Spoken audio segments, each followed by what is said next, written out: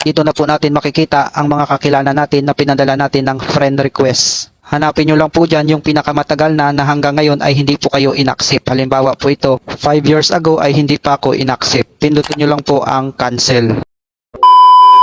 Paano mag-cancel ng friend request?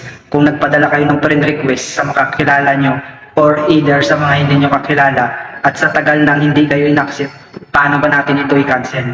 Kung gusto mong malaman, is-click mo muna ang follow button sa tabi na aking pangalan para lagi kang updated sa mga ganito kong video. Una ay puntahan nyo lang po ang inyong Facebook application at pagkatapos ay pindutin po natin. At dito po sa inyong Facebook may makikita po kayo dyan man icon or tao po sa taas ng inyong cellphone. Pindutin po natin ito.